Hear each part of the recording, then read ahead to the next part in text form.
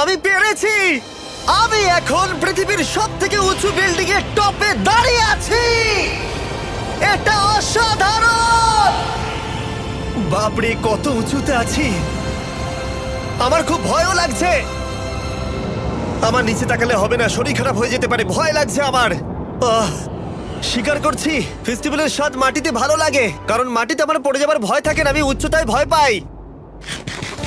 যখনই আমি আমার কোনো ভয়ের সম্মুখীন হয়েছি, তখন সেটা আমাকে অনেক কিছু শিখিয়েছে এবং মজাও দিয়েছে। এটা করে আমি খুব খুশি হয়েছি। তোমাদেরকেও বলবো, কমফোর্ট জোনের বাইরে এসো, এমন কিছু করো যেটা তুমি সাধারণত করো না, তাতে তোমরা অনেক কিছু শিখবে আর মজাও পাবে। আমি বিয়ার গ্রিলস, পৃথিবীর সবচেয়ে ভয়ঙ্কর জায়গাগুলোতে যাই আপনাদের দেখাতে যে কিভাবে বেঁচে ফিরতে হয়।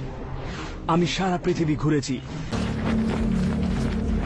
যদিও এখানটা ইকুয়েটর বা বিষুবরেখা থেকে মাত্র কয়েক কিলোমিটার দূরে, তবুও উচ্চতার জন্য এই উর্বর আগ্নেয় জমিতে প্রধানত পাইন গাছ জন্মায়, আর গাছ থাকলেই পোকামাকড় থাকবে।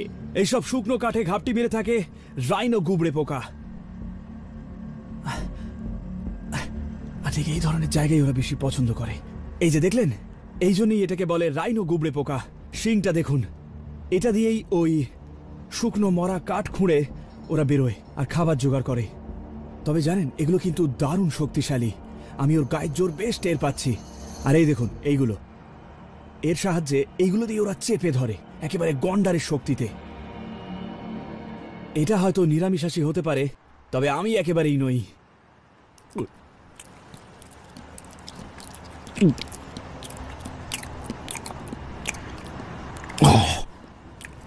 খুব মচমচে, ভীষণ লাদলাদে আর অসম্ভব জঘন্য, বিচ্ছিরি স্বাদ।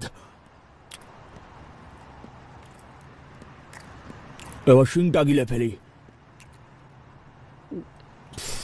বেশ, এগুলো যাক।